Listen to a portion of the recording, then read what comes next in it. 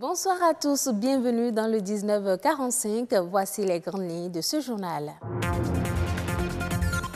L'ARAC veut mettre en place sous peu un fonds de développement des médias au Bénin.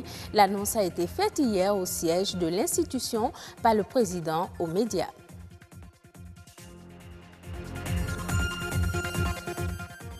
De nombreux consommateurs l'utilisent à plusieurs fins, mais elle demeure la seule huile utilisée pour les besoins spirituels. Nous irons dans cette édition à la découverte de l'huile d'olive.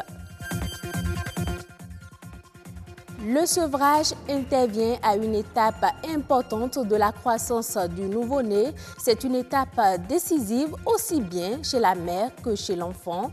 Dans cette édition, les conseils du nutritionniste.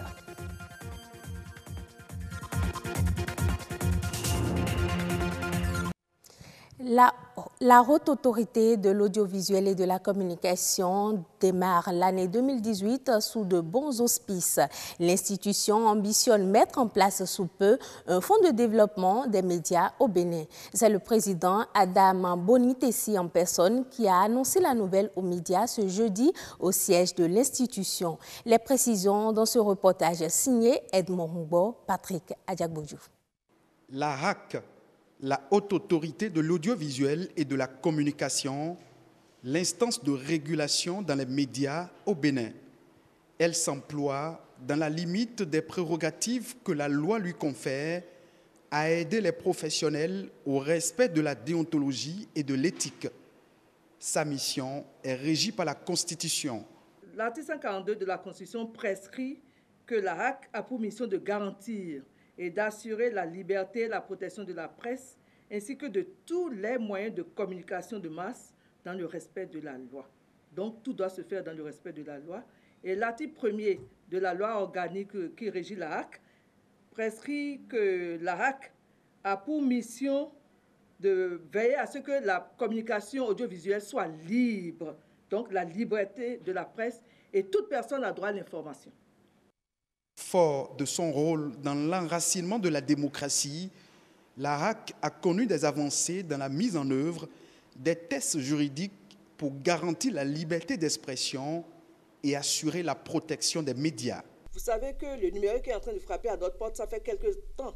Et dans le cas du passage de l'analogique au numérique, la HAC a organisé des séminaires, puisque les codes qui ont été pris dans ce sens ont prescrit des prérogatives à la HAC. Donc, dans le cadre de ces prérogatives-là, la HAC a adopté déjà la Convention relative à l'autorisation pour l'exploitation d'un site Internet fournissant des services de presse destinés au public, des projets sur les conventions relatives à l'autorisation pour l'exploitation d'un site Internet fournissant des services de communication audiovisuelle destinés au public, les cahiers des charges qui sont relatifs à ces différentes conventions également. Maintenant, avec les nouveaux tests que nous avons, le test relatif à la radiodiffusion numérique, le code de l'information et de la communication, nous avons eu à faire la vulgarisation de ces tests-là sur tout le territoire. Nous allons continuer pour aller encore plus de l'avant. Donc, vous constatez que la HAC est vraiment dynamique et que selon les situations, elle avance rapidement et sûrement. L'année 2018 prend son envol sous de bons auspices à la HAC. L'institution ambitionne mettre en place un fonds de développement des médias au Bénin. Cette question a toujours été au centre des préoccupations des associations professionnelles des médias et de la Haute Autorité de l'audiovisuel et de la communication qui ont conjugué leurs efforts des années durant pour qu'enfin ce fonds soit installé et commence effectivement ses activités. S'il y a un fonds de développement pour les médias, ce serait une très bonne chose. Non seulement ça participera au renforcement des capacités, mais en plus ça permettra aux journalistes de s'épanouir. L'un des défis auxquels les conseillers de la HAC comptent désormais s'atteler est la mise en application des instruments de régulation des médias en ligne. Un secteur tout nouveau dans l'espace des médias dont le respect de la déontologie préoccupe les conseillers de la Haute Autorité de l'audiovisuel et de la communication. Elle est utilisée partout dans le monde pour des besoins nutritifs, corporels et spirituels. Elle est conçue comme l'huile à saveur exceptionnelle dans la gastronomie. Au Bénin, de nombreux consommateurs l'utilisent, mais elle reste la seule huile utilisée pour les besoins spirituels. De quelle huile s'agit-il? Découvrons-la à travers ce reportage réalisé par Aliou Alaka et Gloria Oni. L'huile d'olive est classée comme l'huile renfermant plus de vertus thérapeutiques, nutritionnelles et spirituelles. L'huile d'olive extra vierge est reconnue pour ses bienfaits tant pour la santé que pour la beauté. Vous avez aussi certaines vitamines, dont la vitamine E et la vitamine K. Ces vitamines sont des vitamines à la fois. L'une est une vitamine qu'on sollicite comme antioxydant, l'autre une vitamine qui aide beaucoup à la formation des os et puis qui joue un rôle anticoagulant, un rôle de coagulation au niveau du sang. Elle est appréciée pour ses graisses monoinsaturées pouvant protéger contre les maladies cardiovasculaires. À l'origine, l'huile d'olive est considérée comme un symbole de paix, de sagesse et de bénédiction. Aujourd'hui, les hommes spirituels y communiquent le mystère et elle devient l'huile d'onction. Voilà, pour la consacrer, il faut la mettre sur l'autel, prier là-dessus pendant des jours avant qu'elle devienne consacrée. Pour ceux qui en raffolent physiquement comme spirituellement, l'huile d'olive est un excellent allié pour réguler le taux de cholestérol dans l'organisme.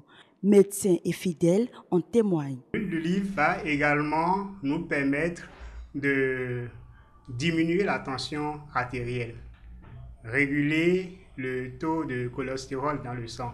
Parce que les triglycérides que l'huile d'olive contient vont assurer un bon fonctionnement comment on appelle, des lipoprotéines de haute densité qui ont la propriété d'acheminer le mauvais cholestérol vers le foie qui va les détruire, ce qui va favoriser une diminution de la tension artérielle. L'huile d'olive va également nous permettre d'éviter les risques de cancer.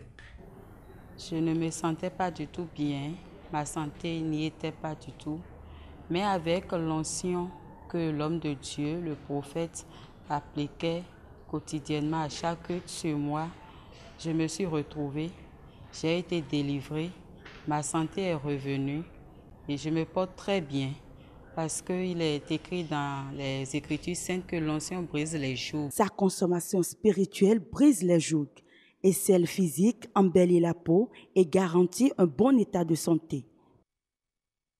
Dans le processus de croissance chez l'enfant, le sevrage intervient à une étape importante, des fois 12 mois, voire 18 mois après l'allaitement. Une étape qui peut être considérée comme une sorte d'indépendance aussi bien chez la mère que chez l'enfant. Cette transition se fait de façon progressive. Igor Ayossor, Kemal Arwissou et Peggy Bagidi nous en parlent.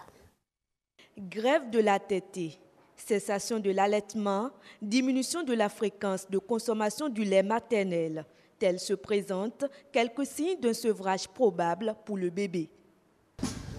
Pour moi, le sevrage, c'est une sorte d'arrêt à l'allaitement d'un enfant, d'un bébé.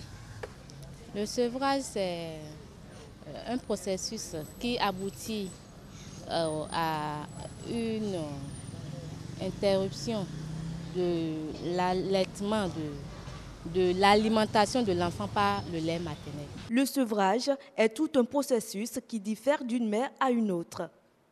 On peut commencer par la journée, allaiter seulement l'enfant la nuit et le sevrer dans la journée. Ça commence par là. Et progressivement, on étend le sevrage à la nuit. Et là, le sevrage est définitif. On doit commencer à petits coups. On ne sève pas un enfant du jour au lendemain comme ça. On commence par lui priver des heures. Parce qu'un bébé allaite à tout moment. Mais un enfant qui grandit, à qui on doit sevrer, à 1 an déjà, on sait comment l'allaiter. On ne l'allaite plus régulièrement comme on le faisait auparavant. D'un point de vue nutritionnel, le lait maternel demeure la base de l'alimentation d'un bébé jusqu'à 1 an. Un sevrage précoce serait un risque pour le nourrisson. Le fait que vous sevrez, le fait qu'on a sevré des enfants de façon abrupte, on fait qu'il y a eu la malnutrition qui a apparu chez cet enfant jusqu'à, on a eu l'émaciation et après l'enfant est né décédé parce que l'enfant à ce stade la souffrait trop, son système immunitaire n'arrivait pas à se défendre contre les microbes qu'il y avait dans l'environnement. Donc il y a beaucoup d'enfants qui en sont décédés. Il y a aussi des enfants qui souffrent de malnutrition et qui ont des effets, les conséquences sont des effets à long terme sur l'enfant. C'est-à-dire que l'enfant, souvent la plupart des cas, les enfants ne sont pas aussi intelligents que ceux qui ont été vraiment sevrés tout doucement jusqu'à 2 ans. Sevrer un enfant, oui, mais s'assurer de l'équilibre de son régime alimentaire est important pour garantir sa bonne santé. La production africaine de café pourrait croître de 2 à 3 millions de tonnes par an d'ici 2023. Selon le président de l'Association africaine des cafés fins, la hausse escomptée sera le résultat des efforts entrepris non seulement du côté de l'accroissement des superficies cultivées, mais aussi du point de vue de la diversification des variétés et de l'amélioration des pratiques culturelles.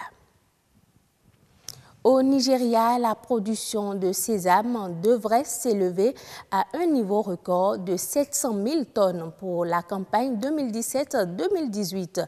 Ce volume est bien au-dessus des 500 000 tonnes produites habituellement. Le gouvernement s'est engagé à soutenir les producteurs à travers un fonds de 6 milliards de naira destiné à faciliter l'accès à des semences améliorées et à accroître le nombre des exportations. Merci de votre fidélité. À bientôt.